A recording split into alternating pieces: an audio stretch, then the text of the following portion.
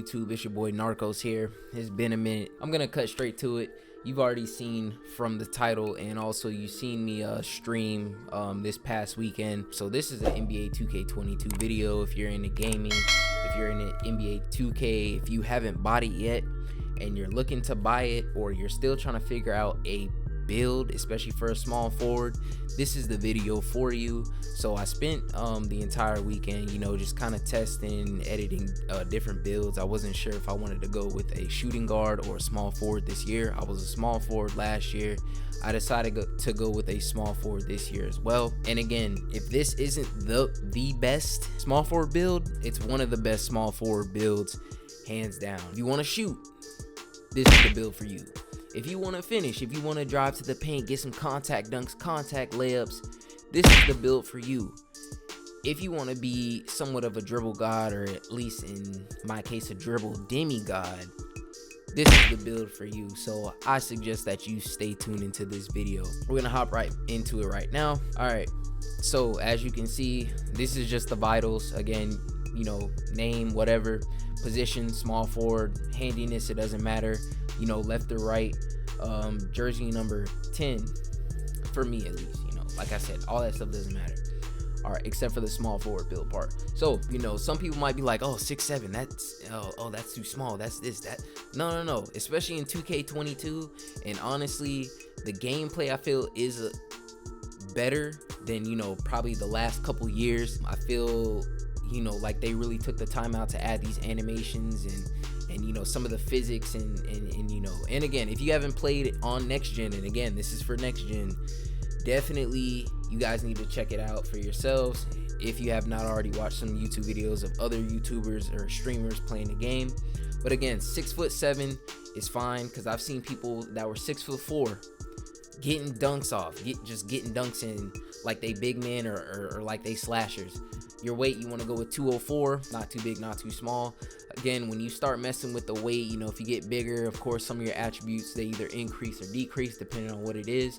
And if you decrease your weight, the same thing, just flip vice versa. 6'8" wingspan. You don't need to go long. You don't need to have a 6'10", 7-foot wingspan, because what that's gonna do is that's gonna kill your attribute for your ball handling. So as you can see on the right side of the screen, this is how my attributes are set up. Are basically, once you mess with your height, your weight, and your wingspan. Also make sure as you're doing this, you pay attention to when you do your wingspan, because it will change your height, or it's one interacts with the other one. Your body shape, honestly, it doesn't matter. You can go with whatever, it's defined. And just looking off these attributes, these stats, you can get a 94 dunk, you can get 98 driving layup, 94 mid-range shot, 88 three-point shot, 99 free throw, pass accuracy 97, 86 ball handle, speed with ball 76. And then for instance, you have perimeter defense, you can get an 89, 84 steal, 81 defensive rebound. And then your physical, you can get 79 speed, which I'm not really okay with, but I mean it, the speed's not too bad, especially for a small forward, 204 pound build. Acceleration 77. Your vertical, you can get a 94 vert, and your stamina 99. So going into adding your actual attribute points, this is how I set mine up here, as you can see.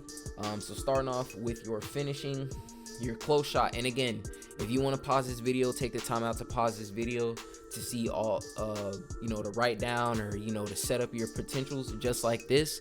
The reason why I say that again is because it starts to interact when it comes to your badges, and we're gonna get into that next. But close shot 60, driving layup 82, driving dunk 92. For your shooting, mid-range, you want to put for a 90, three-point shot 88.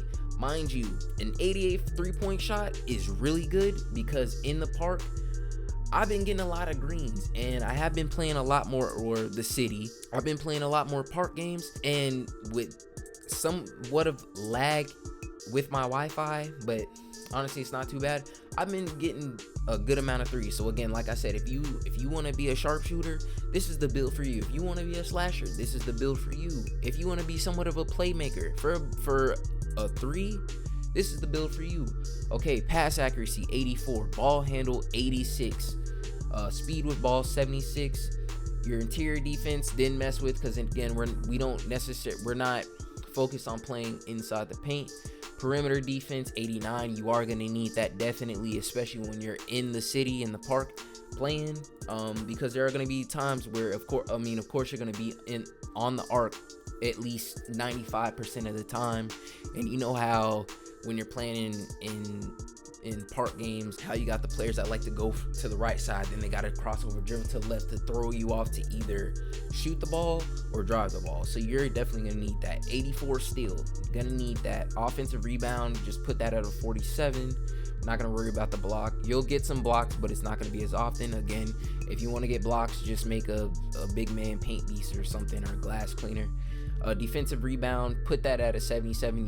You do need to get defensive rebounds. Of course, that is at least more important than offensive rebounds. Okay, so for your speed, you're gonna put at 79. Your acceleration at 77. Your strength, you're not gonna do anything with your strength. Again, I mean, it plays somewhat of a part, but once you start putting badges on your player, especially, again, for finishing, like limitless takeoff and Hall of Fame, or like gold posterizers, things like that, slithery finisher, you'll be fine.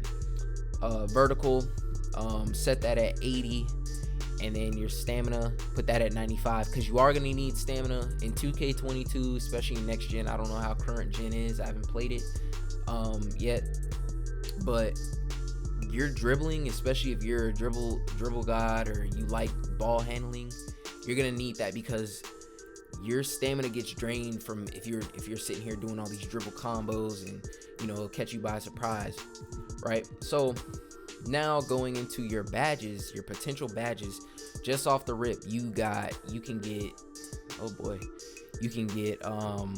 Silver Acrobat, Hall of Fame Limitless Takeoff, Hall of Fame Putback Boss, Pro Touch, Lob City Finisher, Slithery Finisher, Teardropper, Hall of Fame Unstrippable, Fast Twitch, and Posterizer. Now, if you want to slash, if you want to get contact dunks, I suggest you get, of course, Gold Posterizer. You're going to need Limitless Takeoff. I would say Hall of Fame Slithery Finisher, and then maybe try to get Hall of Fame Unstrippable. I haven't got all my badges yet, so I can't really calculate right now. Oh, also, and you get 19 finishing badges, 31 shooting badges, 26 playmaking badges, and 17 interior, and 17 defensive badges. Do you know how many badges that is? That's 93 badges. That's pretty good, darn good, if you ask me. For a small forward build, I think this is probably the most badges I've had in any 2K that I've played. I don't really pay attention to the badges until maybe like 2K19, 2K20. That's when I would really start taking badges seriously. I would always upgrade, but that's when I really start taking them seriously. So shooting, 31 badges, right? So you get catch and shoot gold, blinders on gold, difficult shot, rhythm shooter on gold, set shooter, Hall of Fame sniper. You definitely need to get this. You got gold hot zone hunter, limitless spot up gold, clutch shooter gold, corner specialist gold deadeye. I didn't even know I had corner specialist, right? Volume shooter, Hall of Fame. Going into your playmaking, you have gold ankle breaker. You need that. I'm telling you, you need that. Hall of Fame glue hands. You got Hall of Fame downhill. Mind you, I'm naming certain ones that I know that I use, especially in previous games. Gold stop and go, gold hyperdrive. That's a pretty good badge for increases the speed at which a player can perform moving dribble moves as they attack down the court. Imagine having gold or Hall of Fame downhill and then having gold hyperdrive and you're on a fast break. Unstoppable, right? Silver quick first step, silver unpluckable. Even get silver floor general. Defense, gold ankle braces, gold ball stripper. Pause. Hall of Fame hustler, Hall of Fame off ball pest, tireless defender, Hall of Fame gold clamps. One thing I'm kind of sad about though is the intimidator. That's like my traditional defensive badge to get, but with this build you don't get intimidator. Unless you can kind of tweak things around, but it's okay. Honestly, I feel like what makes up for it is this one, the gold menace. While guarding and staying in front of an opponent, their attributes will drop if good defense is being played. Okay, I'm not gonna spend too much time again on this. And also finishing, I don't have Giant Slayer. That's another bad traditional badge for me for finishing, because finishing in this game has been tightened up a lot. Defense has been tightened up a lot, especially if you playing like the CPU, and in the park too. It's crazy. So moving on now to your takeovers.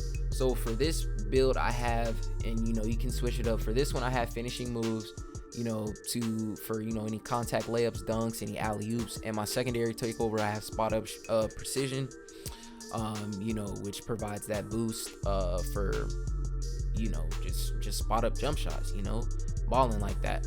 One thing I will say is, once you start your career, you get drafted, you're actually able to, before that actually, you can actually practice with Chris Brickley. Once you do your once he calls you for like the 4 times, you get Mamba mentality, and you're actually able to change your takeovers before every game. And you also get perks. So this is pretty much the build. And as you can see, it's a two-way threat, 93 badges, shades of Peja Stojakovic, Gordon Hayward, Jaylen Brown. You might be like, Gordon Hayward's good, Peja Stojakovic, back in the day he was good, Jaylen Brown, he's good too. They're not the best, but these are just some of the shades. Honestly, this is actually a really good build. I tested this build with 99 overall, and I would say just in the first half, with each quarter being 3 or 4 minutes, I can't remember how much it is, I put up like 28 points, and I played twice, and on average, taking those 2 games, because the next game I put up like 35, so on average, like at least 30 points in the first half, just from 3 to 4 minutes. So and getting assists, getting rebounds, getting some like 3-4 steals, maybe 1 or 2 blocks. Again, that's one of your weaknesses, or blocks. But that's really the build, guys. Again, I hope you enjoyed this video. Please make sure you like, comment, and subscribe. Again, comment if you want to see a video about one of the best jump shots, as I'm still experimenting. Of course, I'm going with the traditional one, but make sure you slap that like button and subscribe to the channel. I will see you guys in the next one. Narcos out.